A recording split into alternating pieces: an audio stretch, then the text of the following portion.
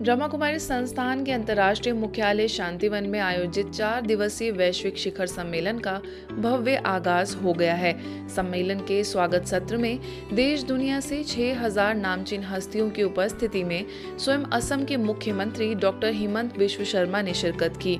मुख्यमंत्री जी ने अपने उद्बोधन में कहा कि ब्रह्मा कुमारी संगठन लोगों में आंतरिक शांति और आंतरिक बदलाव लाने में जुटी हुई है। यहाँ के ज्ञान और शिक्षा से लोगों में सकारात्मक परिवर्तन आ रहा है। The meditation centers and the spiritual classes conducted by the Brahma Kumari are not only promoting the unique spiritual philosophy of this remarkable organization, but also immensely helping people to attain self-realization and connect with the divine. उन्होंने आगे ये भी कहा कि स्व परिवर्तन से विश्व परिवर्तन का यह नारा साकार हो रहा है। इस ज्ञान से लोगों का जीवन बदला है, जीवन में सुख शांति आई है। मैं पहली बार ब्रह्मा कुमारीज के मुख्यालय आया हूँ। यहाँ आकर लोगों का समर्पण भाव, शांति और पवित्रता देखकर मेरा मन पवित्र महसूस कर रहा है। यहाँ आके जो एक एनलाइटमेंट एटमॉस्फेयर देखा, लोगों का डिवोशन देखा और साथ साथ में हमारे भारत को spiritual journey along with scientific temperament एक विश्व गुरु बनाने का जो यहाँ मैंने संकल्प देखा, मेरा मन भी पवित्र हुआ और आप सब लोगों को साक्षात पाके मैं अपने आप बहुत ही पवित्र महसूस कर रहा हूँ। इस अवसर पर ब्रह्मा कुमारीज के अतिरिक्त मुख्य प्रशासिका राजयोगिनी बी के मोहिनी ने कहा कि प्रगति के साथ जागृति का बैलेंस आवश्यक है।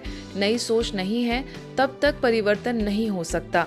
जब कोई नया कार्य शुरू करें तो पहले अपने अनादि स्वरूप का स्मरण करें। वहीं मीडिया प्रमुख बी के करुणा ने कहा कि 5000 साल पहले हम सभी को दिव्य ज्ञान गीता के माध्यम से मिला था।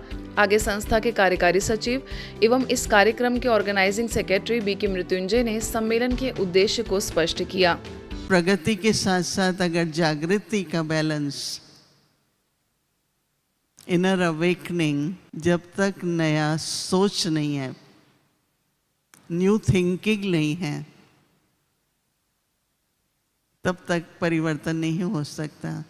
जब भी निर्णय करना है, कुछ रचनात्मक करना है, कोई नया इनिशिएटिव लेना है, उस सब में पहले आप में अपना अनादि स्वरूप इमर्ज करिए। आज के दिन हम सब जानते हैं विश्व में सबसे बड़े धर्म जिसको कहते हैं या दिव्य ज्ञान जिन्होंने इस सृष्टि पे दिए, तो पहला मैं यही कहूँगा 5000 साल पहले गीता में हम सबको एक दिव्य ज्ञान मिला था।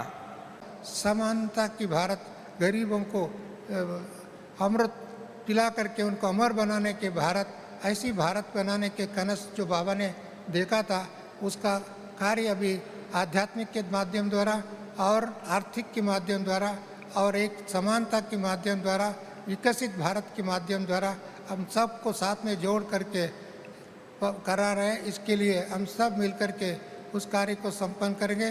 बाबा का एक एक बात को संपन्न करके, साकार करके हम सभी फरिश्ता बन करके उड़ती कला का अनुभव करते हुए सारी भारत और विश्व को गुरु बनाएंगे।